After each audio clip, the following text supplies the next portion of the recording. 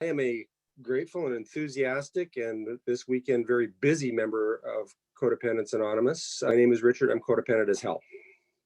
And I want to thank the committee for inviting me to do this weekend. I have been a member of Codependents Anonymous since the first Monday after Mother's Day 2003. My home group is the Experience, Strength, and Hope group in Saskatoon, Saskatchewan, Canada. And for the last 17 years, I've been able to enjoy that. What I used to think was a contradiction in terms. I've been happily married both at the same time. Next year, we'll be celebrating our 25th wedding anniversary, so you can do the math. We're talking today about let go or be dragged, which is one of those trite little one-liners that, I like them because they make meetings fun. I ran across that line on a conference agenda some years ago, and it kind of struck my fancy. And I got excited about it, developed a workshop, ended up presenting that workshop at a recovery conference. That went really quite well. Now, what I've done today is I've revamped what I did then because it was in another fellowship. And so this one this version of it is taken entirely out of our CoDA literature. What we're going to talk about today is what does it mean to let go? Where are we dragged if we don't let go? And what do we need to let go of? What gets in the way of letting go? And what tools does a program give me in order to allow me to let go, to enable that process? And ultimately, what are the benefits of letting go? I'm somebody who likes the metaphors and the analogies that we use in our rooms. They help me to internalize the concepts that are so useful to my recovery. So when I was thinking about this idea of let go or be dragged, what I came up with was bumper shining. And I'm sure that if I was to flip through the screens right now, I'd see a bunch of blank looks. What the heck is bumper shining? Well, I'm from Saskatoon, Saskatchewan, Canada. Bumper shining is a little bit of a winter sport for kids in my part of the world. It's not terribly socially acceptable. What it amounts to is that in Saskatoon, Saskatchewan, Canada, we get a lot of snow in winter. And sometimes things align so that you get this perfect moment where snow's been coming down, but the temperature is still above freezing. So the snow melts, forms a little bit of a layer of ice on the road, and then the temperature drops. And maybe there's even some more snow. And what you have is this incredibly frictionless surface on the roads in Saskatoon. And bumper shining, well, when I was a kid, a bunch of us would sneak up behind a bus or a truck at a four-way stop, grab a hold of the bumper, and when the vehicle takes off, you get to go for a little bit of a ride. That's bumper shining, and I'm sure that people in northern states are a little bit familiar with the same kind of concept. But I'll tell you that here in Saskatoon, it's a lot of fun for 11-year-old boys. Now, what happens is you're carrying along the road, getting this great ride, and then you hit a spot in the road where maybe that ice has been melted away by traffic. And so now you're down to asphalt or gravel and your feet stick. And if you don't let go of that bumper right then, you're going for a different kind of ride. Right? That's that concept of let go or be dragged. So let's take that same idea and apply it to our lives. What is it that we need to let go of? Well, the kind of stock trite answer that you'll hear in a lot of meetings is, well, people, places, and things. And I don't know about you, but I can't let go of people, places, and things. That's just too general. I need to let go of things specifically for them to be of any use to me. I can't let go of the entire universe at once. I've got to let go of my wife. I've got to let go of my boss. I've got to let go of the way that a TV show is going to end. whatever it is, I need to be specific about what I'm letting go of. But there's some categories that we can look at. In general, we find that we need to let go of other people. We're in Codependents Anonymous. Step 1 addresses that right up front.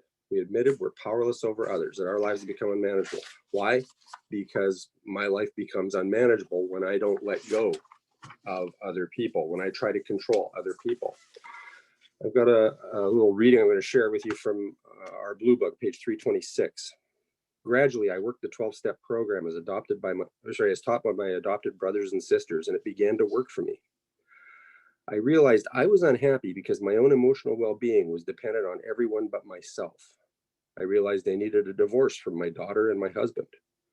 When my friend pointed out the possibility that neither one might ever change, my choices became clear.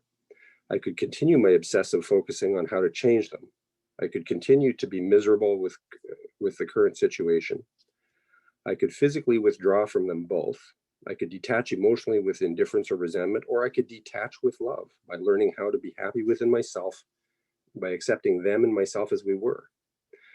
That became my goal. It was a tall order and a revolutionary concept for me, but one that was challenging and liberating. By releasing the members of my family from being solely responsible for my happiness and well-being, I freed myself from them. I had to learn how to hand back to them the responsibility for their happiness.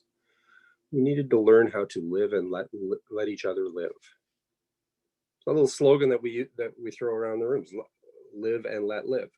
That is a letting go process. With other people, I need to let go of someone else's choices. I need to let go of someone else's beliefs or attitudes. I need to let go of how other people think of me. And that is a huge one. I don't know about what your codependence looks like, but mine is all about being attached to what someone else thinks of me. I'll give you another piece of the Blue Book from page 252. My codependency is subtle and pervasive. I'm not overtly caretaking or manipulative, nor visibly dysfunctional. I know how to make a living and how to look good. I'm reasonably competent and successful, but on the inside, driven by fears of other people's disapproval, I try to control others' thoughts by manipulating myself and by very subtly steering others to think what I want them to think. As might be expected, my personal relationships have been a series of disasters. So, I need to let go of other people. What else do I need to let go of? I need to let go of outcomes. And outcomes, another little piece of wisdom from our rooms, that we're responsible to do our best. We're responsible for the effort, and the outcomes are out of our hands. Now, I don't know about you, but deep at the core of me, I don't want that to be true. I want to have some control over outcomes, and that creates unmanageability in my life. So what do I need to let go of? I need to let go of, a big one for me is other people's relationships, right? I created a lot of havoc in my life by trying to be the middleman in between two other people, by trying to manage the relationship between my wife and my brother, by trying to manage the relationship between my mother and my wife. I've been doing this for 17 years now, and we're still cleaning up some of the damage from those days. I need to let go of my higher power's plans for me. I need to let go of any outcome. Again, I am responsible for the input. The final result is in my higher power's hands. I need to let go of negative emotions and traits, things like anger and resentment and fear. A lot of newcomers show up in CoDA talking about how they just need to get control of their emotions. Their emotions are completely out of control. I need to get I just need to get this under control. To which I say, well, good luck. I've been doing this 17 years, and I have 100 feelings a day that I would, if I could choose not to have them, I would rather not have them. Right? Or they say, I need to get control of my thinking. My thinking is just crazy. I have all these crazy thoughts in my head, and I got to get rid of them. And I say, good luck. Again, I've been doing this a long time, and I have 100 thoughts a day that if I could choose not to have them, I don't want to be the guy that thinks like that. The difference that recovery makes is that those feelings and those thoughts, I can't keep them at bay, but they don't have to control me anymore. I've learned that I have no control over the things that will happen to me, but I have 100% control as to the attitude I take toward those things and the actions that I take as a result. Those are my responsibility. But I've got to let go of the idea that I shouldn't be thinking that. I've been doing this for 17 years. I should be better than this by now. Well, one of the things I got to let go of is how quickly I get better. Other things I need to let go of: my marriage, individually, like as an individual item. I got to let go of my marriage, and my marriage started getting better the day I accepted that I would ultimately be okay whether my wife stayed or whether my wife left. When I could let go of my marriage, that's when it started getting better. I got to let go of my kids. I've got to let go of blame. A big one for me is I got to let go of being right. I have to let go of perfection. I have to let go of victimhood. One of the things that I've learned in CoDA is that victims do not recover. As long as I am caught in victim mode, I can't get better until someone else changes. Step one tells me I can't make that happen. Big area that I have to let go of is what I think. What I think about how things should go. What I think about what other people should do. What I think about how other people should be. What I think about how I should be. What I think is good for me. Big area is what I think I want. So often, I will get what I thought I wanted and discover I really didn't want that at all. I remember somebody saying, simply how I think is the source of my problem. Simply how I think. S-H-I-T. Simply how I think is the root of my problem. What else do I need to let go of? How about the past? I need to let go of yesterday. This is from, again, the Blue Book, page 314. I began discovering that I was stuck in my childhood, pretending to be an adult. Messages I had received about myself as a child were disallowing me healthy relationships as an adult. I found out that I had a disease called codependency, and that this was the root of my life's misery. I need to let go of the past. I also need to let go of the future. Yesterday and tomorrow. I need to let go of drama. How many of us show up here? We may not think of it this way, but our actions show that we are addicted to the drama. This is again from the Blue Book, page 324. My husband and I were locked into a fantasy world of denial and people pleasing, each locked in a solitary cell of pain, guilt, and growing hopelessness. We bumped in the night like snarling, starving beasts. Misery permeated the house like a poison gas. There was the moment when we looked back after the worst had passed and fantasized about taking a match to the house and gleefully watching it burn to the ground. That sounds a little dramatic, doesn't it? To be totally honest, there were times when I liked the roller coaster ride.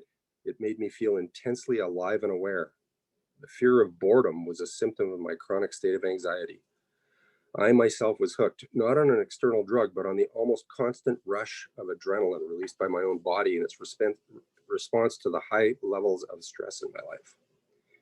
Eventually, I bottomed out enough to suspect the roller coaster ride might not be that much fun.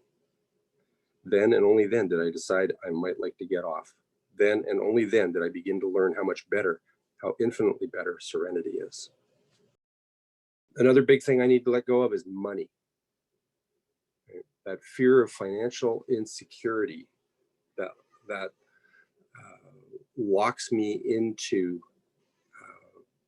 doing things that are based entirely on fear. I need to let go of them, all of them. Everybody's got if you're in CoDA, you have a them. I need to let go of them. I need to let go of belonging.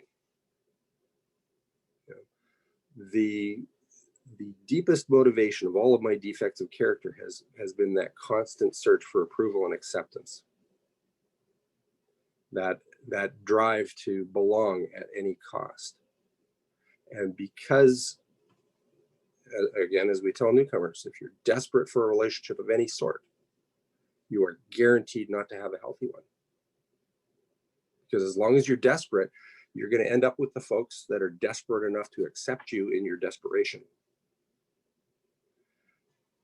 I got to let go of that desperation to belong. I had to let go of controlling my defects of character on my own. I had to accept that I was powerless over my own illness. I spent 40 years doing the best I could to make every decision in my life as best I could, in my own best, long-term best interest, I thought. And what that got me was a nervous breakdown and 12-step meetings. Wrestling with my defects of character on my own didn't work. I need to let go of that idea. I need to let go of facts that I don't like. You know, facts are funny. Facts insist on being true, whether I like them or not. The 3 A's tell us awareness, acceptance, action. I can't do anything about a problem until I'm aware of it. Once it comes into my awareness, my next thing is I need to accept the facts of that situation. And acceptance does not mean I approve, does not mean I like it. It just means that I recognize the truth is the truth. Once I've done that, then I can take action. I need to let go of expectations. You know, we hear it all the time here that expectations are an advanced reservation for a resentment. And that creates unmanageability right here. I need to let go of my expectations. I also need to let go of other people's expectations. The idea that I'm somehow obligated because they have an expectation. If we haven't discussed it and I haven't agreed to it, I'm not bound to it. And I need to let go of that person's expectations. I need to let go of old behaviors. This is from the Blue Book, page 306. As I learned more about this recovery process, I became painfully aware of all the aspects of my life that these old behaviors had handled. I realized that I had to grieve the loss of these behaviors. After all, they had helped me survive a lot of painful times. Some old behaviors were very easy to release. I believe they were those that were more on the surface. The tougher ones were those that were insidious. They would sneak up during the particularly stressful times. The control, perfection, and judgment were the primary ones for me. I had believed that as long as I could control the situation, person, or place, it would all be perfect and everyone was off their rocker for managing it or them in any other way. In recovery, I had to learn to let go of these traits because they never really materialized the way I dreamed. I still find myself kicking and screaming about that at times. I don't know about you, but I get up in the morning and I have a plan. I have a plan for everybody around me, all of you and everybody in my life. It's a very good plan. I call it the Ritchard plan. I recommend it. The problem is that within 15 minutes of my getting out of bed, somebody typically has stepped outside the plan. And that's when the voices start in my head. And it creates unmanageability. I need to let go of God's will for me. I made a deal in the third step. Turn my will and my life over to the care of a loving higher power. And in return, he's going to care for them. But I need to remember who's in charge of that and who plays what role. And I don't get to dictate to my higher power what my higher power's will for me is. But I want to. And I love my sponsor. He tells me on a regular basis and on this and other subjects, Ritchard, it's okay to want to. And finally, you know, for me, I find that I need to let go sometimes of knowing why. Sometimes I don't get to know why. And I can paralyze myself forever trying to get to the root of why am I this way? What happened when I was 3 years old that translated into this kind of behavior as a 58-year-old adult? And sometimes the answer is just not even available. And the way I think of this is you're on the deck of the Titanic. You've just hit the iceberg. Now, I can gather information. I can look at that hole and I can say, okay, that hole is 3.2 meters across, and water is rushing through at the rate of 10,476 gallons per minute. And the list of the deck is 3.2 degrees. And based on the volume of the ship and the water rushing in, the ship is going to capsize in 37.6 minutes. This is all very interesting information, but none of it is essential. What's important here? The ship is sinking, get off the ship. And that's kind of the way I need to look at my codependency. Yes, there may be some information buried in my past that's useful to dig up, that could be helpful to know. But none of it is essential. What's essential is to know that I'm codependent as hell, and I need a program of recovery. And these are the actions that people before me have taken. I need to let go of my attachment to knowing why. Why do I want to know why? Because deep inside, I'm codependent. And there's a part of me that's convinced that if I know why, I can manipulate it. Where do we get dragged? What happens when we don't let go? What are the consequences of not letting go? Well, in a nutshell, not letting go results in unmanageability in my life every time. I ran across the idea some years ago of working the first step backwards. The idea being that I may not always recognize when I'm powerless over something, but I sure notice when my life gets unmanageable. And when my life gets unmanageable, then maybe I need to examine what's going on for what is it that I can't control that I'm trying to. I think that for codependence in general, now, and I'm not here to tell you what your codependence looks like. I can tell you what mine looks like at length, and I'm going to. But I think in general, for codependence, unmanageability falls into two categories. The first category I would label as other people's stuff, right? What am I going to get dragged through if I don't let go? I'm going to get dragged through someone else's emotions. I'm going to get dragged through someone else's dis-ease. I'm going to get dragged into other people's fights.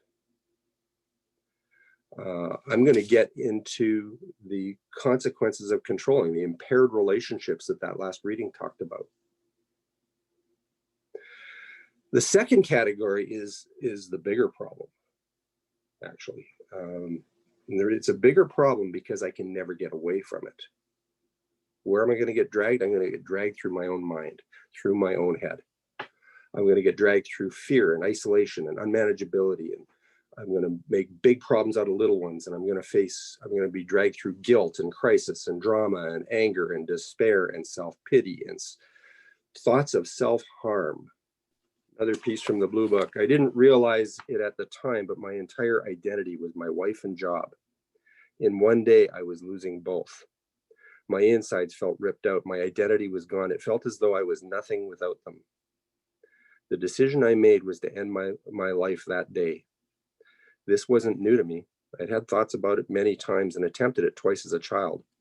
There would be no attempts this time. I was going to follow it through. I picked that one because I identified so strongly. That was me 2 weeks or a month before my first meeting. What else am I dragged through? Missing out on the positive things available to it. As long as I'm caught up in the obsession of the unmanageability, I'm not participating in my own life. There's all sorts of stuff happening out here that I could be out there participating in, and can't do it, guys. I'm busy, I'm obsessing. You also get dragged through expenses. You ever spend money at a problem? Or spend money in order to medicate a problem. Those are a couple of common things that I hear on a regular basis. I get dragged through pain and physical illness and stress. This is from the Blue Book, page 275. I started visiting my father's grave 7 years ago. I used to throw rocks and my empty beer cans at his tombstone. Every Christmas Eve, he would come home drunk and fight with my mother. Every holiday, I wished him dead. One of my worst visits to his grave was Christmas Eve of 1985, when he had been dead for only a few months. I realized that year that I got my wish, and it was one of the most painful days of my life. I still visit the grave every Christmas Eve, and I can still feel the pain. It comes from the belly. It's the same pain I swallowed over the years as I watched my parents fight. And if we don't let go of the past, we get dragged through the pain again and again and again.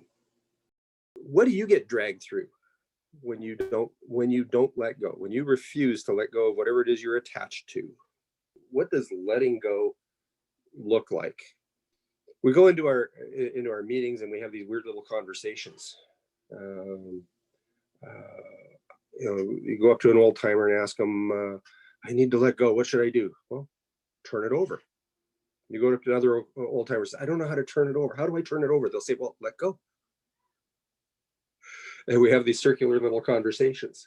But when it comes to that idea of turning it over, my biggest problem is that if I'm going to turn it over, I need someone to turn it over to. And that's where step 2 comes in, of course. That's where I establish a relationship with a loving higher power who can take it and handle it better than I can. Again, the message of the first 3 steps is that me running my life got me a nervous breakdown in 12-step meetings. Step 2, there's something out there that loves Ritchard, smarter than Ritchard, more capable than Ritchard, more powerful than Ritchard, sees further down the road than Ritchard does. Step 3, let that thing drive. What I had to do was to, the way I've heard it put is I had to resign as general manager of my life and look around and hire a new general manager and hire the best one I could find who was available. And that appeared to be this higher power. What else does it mean to let go? Sometimes what it means is acceptance, right? That idea of fighting the facts. Denial at its heart is simply that there's something out there that is true that I so desperately want it to not be true, I can almost convince myself it's not, and then act accordingly. And that creates unmanageability. Letting go of the bait. When someone else is trying to drag me into something, acceptance is a really powerful tool for not letting me get dragged in. I can accept that I don't need to fix that problem. When I need to let go of the need to be right, I need to accept a situation of letting someone else be wrong. I accept that they think differently than I do, accept that they think incorrectly even, and just let that be. Another means of letting go is forgiveness. Letting go of a one-time hurt means letting go of that person's action on that day and separating the behavior from the person. Letting go of how someone should behave or should have behaved means accepting them as they are, accepting that they did what they did, that that's just a fact. The Blue Book talks about the idea of letting go versus running away. It describes that as the difference between detachment and avoidance. Right? Detachment is letting go. It's stepping back and not being attached to that person or that outcome or that behavior. And a big piece of detachment, just getting out of the way. How many times have we got ourselves in trouble by not letting someone face the consequences of their choices? They've made a choice, they've taken an action, they're looking at consequences, and we jump in front of the bullet because I can't contemplate the bad feelings that I would have watching them suffer. I will suffer in their stead. Or how many times have we harmed someone else's growth by robbing them of the dignity and the growth that comes from experiencing their own failure? Detaching with love means that we don't like the behavior, we don't like the actions, we don't agree with the choices, but we can still love the person. What does letting go look like for you? What gets in the way of letting go? What gets in the way of letting go for me? I remember running across a questionnaire in some workbook somewhere where it asked that question: which defects of character cause you to resist letting go? All of them. Every single one. Which for me always starts with fear, right? Fear is the underpinning of the disease of codependence. When we're caught up in our illness, we're always afraid of someone or for someone. This is from the Blue Book, page 39. As codependents, our fears are understandable. They lie beneath our intense need to control and avoid ourselves and others. In letting go of control and avoidance, these fears often surface, and we are emotionally faced with our spiritual dilemma. Once we face these fears, we're at a crossroad. Do we return to playing God in ours and others' lives, or do we turn our will and our life over to the care of God as we understand God? That's a daunting prospect. Right? What am I afraid of? I'm afraid that that person will get angry and leave. Or I'm afraid they'll get angry and stay. Or I'm afraid that I won't get what I think I want.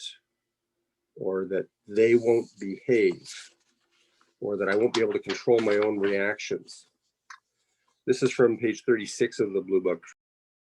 For some people, placing faith and belief in a higher power may be difficult because it means letting go of illusionary safeguards. It means believing or being willing to believe that a power greater than ourselves can do for us what we're unable to do for ourselves. In order to be able to let go, I have to have that relationship with a loving higher power. And I don't know about you, but some days my faith wavers. Some days I doubt, and that makes it that much harder. Fortunately, one of the things that happens with long-term recovery is that this higher power has developed a track record. So when I think of it, I can actually look back and go, okay, every time I've ever let go and really meant it, it's always turned out better than I was going to try to manipulate it. My higher power has a pretty good track record when I will take my hands off and let him have it. What other defects of character get in the way? Well, the 7 deadly sins are a pretty good place to start, aren't they? We talk about lust, gluttony, greed, sloth, wrath, envy, and pride.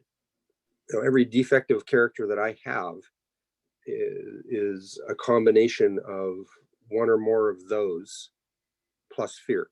But at the end of the day, the biggest obstacle to my letting go is the thought with some degree of fear that I'm not going to like the outcome, or that I can't control the outcome. A big factor in that is, what's my concept of my higher power? And sometimes that's what we have to let go of, is what we think a higher power is. I've got a reading here from the Blue Book, page 423, which happens to be from Mary R.'s story. I could admit my life was unmanageable, but I was convinced that I still had power over my codependence. Somehow, I could make myself change and control my feelings and behaviors. 14 months later, my surrender of the illusion of power finally came. It was both relieving and painful. I was able to look honestly at my family system and pursue the dysfunctional legacy without blame or vengeance. The miracles that have happened in the last 12 years have been the result of my letting go of the control of my life so God could work. When I think of my old belief that God was there for everyone else but me, I have to smile. How wrong I was. In my spiritual and religious studies, I found a common thread about the need for a rebirthing of the soul. I know I've experienced that. And knowing what I know today, I would choose to embrace all over again the pain and agony of that long and arduous labor.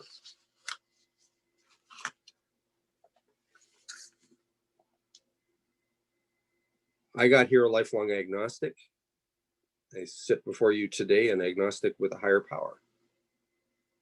So I got here with no concept of a higher power, but a lot of opinions about religion, and that was what got in the way of me establishing a relationship with a higher power of my own understanding. And I needed to let go of those opinions. In other words, that need to be right. Arguably one of my biggest defects of character. What does the program offer us to assist in letting go? In this moment, page 13 says, in this moment, I'm asking God. I've been thinking about how often I complain to my higher power, whom I choose to call God. I say things like, I'm grateful for this, God, but, or I know I'm powerless, but. Then the thought came to me, don't tell God what to do. I describe the problem, turn it over, and then ask what I need to do. When I do this with faith, God shows me what, if anything, I need to do. I trust that God's answer is better than any I could come up with myself. We have the steps. Step 11, sought through prayer and meditation to improve our conscious contact with God as we understood God, praying only for knowledge of God's will for us and the power to carry that out. The next thing is steps 1, 2, and 3. Step 1 is that description of the problem. Step 1, paraphrased, is I got a problem so big that it's beyond my capacity to solve. I'm powerless over the problem. Step 2 says there's something out there that could solve my problem. I've come to believe that. So step 3 says, let that power have the problem. Let's give the solution a shot. And I'll tell you, I believe that the third step is the big deal in our 12-step program. The third step is the core of the program. It is the hub on which everything else turns. The purpose of the first 2 steps is to get me to that decision in the third step. Now, I make a decision in the third step to turn my will and my life over to the care of this loving higher power, and I don't know how to do that. And I've got all these obstacles in the way, my fears and resentments and defects of character. And what 4 through 12 are all about is helping me learn how to implement that decision. Removing the obstacles and aligning my will and my thinking with that of a loving higher power. I come from the newspaper industry. The third step is the headline, the front page headline in my recovery. Raging codependent decides to turn his will over his will in his life. Not at all sure how to do that. That's the front page headline in my recovery. Everything else is a sidebar or a human interest piece that feeds into that one simple idea that if and when I can commit to doing what I think a loving higher power would have me do, things have a tendency to turn out far, far better in my life. That has been my experience. So there's a huge, huge tool for me is, I think of step 1, 2, and 3 together as the Swiss Army knife of recovery. I'm powerless over the lady I'm married to. I'm powerless over her attitudes and her behaviors and her choices, and my thinking around that can make my life completely unmanageable. Right? The stuff in here gets unmanageable. I have in fact come to believe that a loving higher power can restore me to sanity, so I make the decision to turn my will and my life and that crazy little brunette over to my higher power. Take her, HP, she's yours. I can't handle her. She's all yours. I'm going to take my hands off. And that's applying the third step. Another tool that's been really useful for me. We talked before about expectations and how they're an advanced reservation for a resentment. What I've learned in early recovery was to try to convert my expectations to preferences. So what do I mean by converting expectations to preferences? I expect that you're going to behave in this way, that you're going to talk nice to me. And if you don't talk nice to me, you're not meeting my expectations. Now I'm mad. Now I've got a resentment. Alternatively, if I take the attitude, I would prefer that you speak nicely to me. Apparently, today is not that day. Oh, well. See, there's a difference between an unmet expectation and a failed preference. So try that out for yourself. Just roll those words around in your mind. You didn't meet my expectations versus, I guess today that's a failed preference. Which of those do you feel more peaceful with? And at the end of the day, isn't that our goal? To be peaceful. Another technique for letting go, somebody talked about it earlier, was the God box. My beloved, with all of her sponsees, the ones that she gets to do face-to-face with, she sits down and they make a God box. And the idea, for those that don't know what a God box is you write whatever your problem is on a slip of paper and you put it in a slot on top of the God box. God box is sealed. Basically, you're symbolically handing the problem to the God of your understanding, to your higher power. Personally, I've never had a God box. When I've needed something along those lines, I use the toilet. Right? Write it down on a piece of paper, put it in the toilet. I am not tempted to go and take that piece of paper back out. So, but the idea is to have some symbolic method of handing it over. Somebody else talked about the basketball technique. They have a basketball hoop in their driveway, and when they get home from work, they play one-on-one with God. And they think of the basketball as one of the problems of the day. And when they put it through the hoop, it's in God's hands. And for however many problems that they have, that's how many points the game of one-on-one is going to go before they walk in the house, having left all of their problems with their higher power. Specific prayers come in very handy for me. Okay? The serenity prayer is a big one. God, grant me the serenity to accept the things I cannot change. Courage, change the things I can. And by the way, the wisdom to know the difference. That serenity to accept the things I cannot change. That's letting go. That's accepting the truth of the situation and therefore not fighting the facts anymore.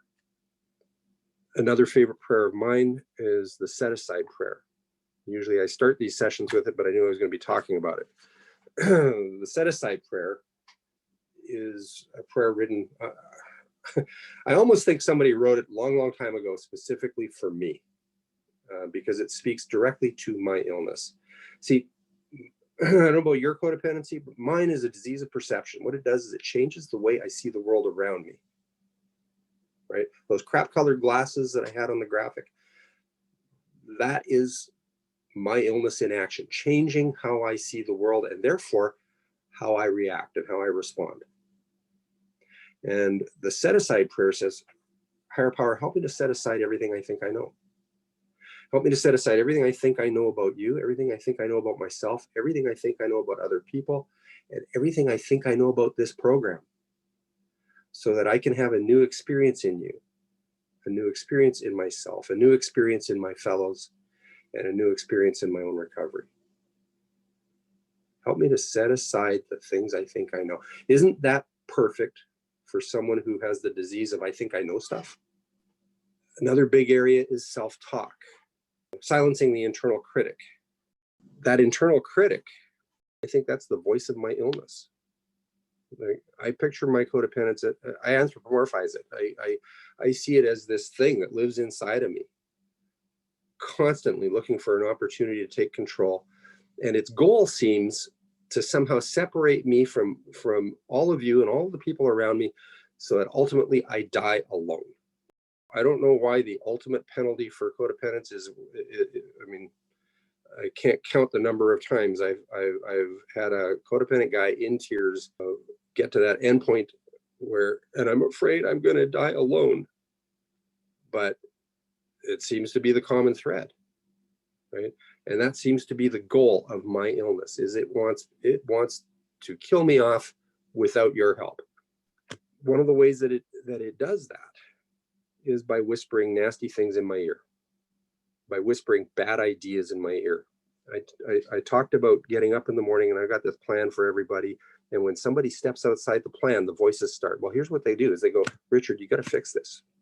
Richard, you can't let that person get away with that. You got to do something. Richard, you got to do something right now. Do something, Richard. Fix it. Richard, you got to fix it. Fix it right now, Richard. Do something, Richard. You got to fix it. And the voice will get so loud and so shrill that I snap. And I start thrashing around, doing anything that I can think of to get the voice to shut up. As it turns out, the things that I will do look an awful lot like those patterns of codependence that we read to newcomers.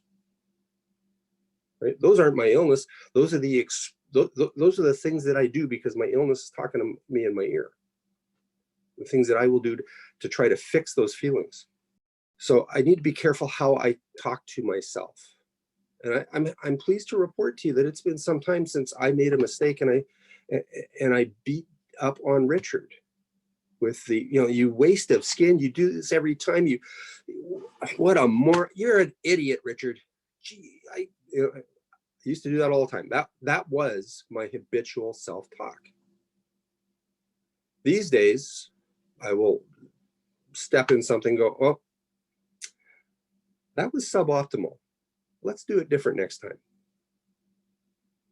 Right? Just taking a gentler tone with myself. Really powerful tool for me. Really good reminder. I ran across it in a meeting room in South Dakota. I want to say about 8 years ago. And it was written on a chalkboard. Don't know who wrote it there. It was just sitting there waiting for me when I walked in. Don't believe everything you think. Remember, I talked before about that idea of I am powerless over the thoughts that will come into my head. And I've got to be careful not to buy into those every time without checking first. So I don't believe everything you think. I talked before about the idea of getting out of someone else's way, of not rescuing. And when I first got here, if you were important to me and you were upset, I really only had 3 tools: fix it, join you, or run away. Right? And fixing it, by the way, wasn't actually fixing it. Fixing it was, oh, you're upset? Let me explain to you why you shouldn't be upset. And I would set about trying to change your reality, which is a very disrespectful thing to do. Or join you. I used to play this little game. I'd come home at the end of the day, I'd walk into the house, and I'm hypersensitive. I have these antennae, and I don't even have to have anybody in sight. I can feel the chill in the house. And I got this immediate conclusion: she's angry. First question in my head is, who are we angry at? Anybody ever play the who are we angry at game? Because my goal in that situation is that I need to, whoever we're angry at, I need to be just a little bit more angry than she is at them in support. The problem being is this is all dependent on my mind reading skills. And I learned in CoDA that I suck as a mind reader. Sometimes she's really angry, but I think she's only a little bit angry, so I'm only a little bit angry, and now I'm not supportive enough. Or, this is the fun one, sometimes she's only a little bit angry, but I think she's really angry, so I'm going volcanic on her behalf, and she's looking at me like I'm coming from another planet. So that didn't work. And then there's run away. As a codependent, I had all sorts of ways of running. I could run away without leaving the house, right? I mean, as a workaholic, I could, oh, you're upset? I just remembered a big pile of work I need to do at the office, and I'd be gone. But I didn't have to leave the house. I mean, I was a news junkie and I was a computer game junkie, and I read incessantly, and I could withdraw and tune out the entire world. But it doesn't matter what form running away takes. In terms of healthy and loving relationships, it takes me right out of the game. What I've learned in recovery is to let someone else have a bad day. To just let them have the dignity of their experience and their feelings. To be able to say to somebody I care about, I love you and I'm sorry you're going through that. And if there's anything I can do, I'll be over here. Just letting them have their feelings. That's turning it over. Letting go. We'll go to the traditions. Tradition 4 in the spiritual principle of autonomy reminds me to let go of other people's choices in their lives. If I'm not directly affected, I can have an opinion, but I don't get a vote. And I need to remember that. It also reminds me to not be attached to their opinion, because they don't get a vote in my decisions about my life unless they're affected. Tradition 8, the principle of unconditional love. The idea that we do the loving thing for fun and for free without some kind of payoff. And that helps me to let go of the other person's reaction when I do a kind and loving thing. So when I tell my wife that I love her today, I'm giving her a piece of information that I want her to have. I'm not on a fishing expedition trying to hear it back or trying to get her to do something. Tradition 10 is so important in letting go of the people in my life. Tradition 10 talks about keeping outside controversial issues outside. That I don't need to show up for every fight that I'm invited to. And if that other person has an opinion that's diametrically opposed to mine, maybe I can disagree in an agreeable way. Maybe I can give them permission to be wrong and just let it go. That sounds kind of grown up for me, but I try. The last topic that we had to talk about was, what were the rewards of letting go? I can tell you what they've been for me. Peace of mind, that inner peace that we sometimes describe with the word serenity. I'm not so exhausted all the time. I'm not wearing myself out trying to run the entire universe. And every once in a while, I will notice that I'm getting tired and overextended, and it's Richard, have you stepped back into that job of general manager of the universe? Because it's exhausting. At the same time, free time. When I stopped being responsible for running the entire universe, suddenly I had time to catch up on my reading. I had time to spend with my dog. Freedom. Freedom of action, freedom of choice, freedom from obsession, the freedom to actually consider and take considered actions in my own long-term best interest. Freedom from fear and obsession and resentment and anger and misery and sadness. Freedom from other people's control. If I'm not attached to their goodwill, to their approval, then they're not making decisions for me anymore.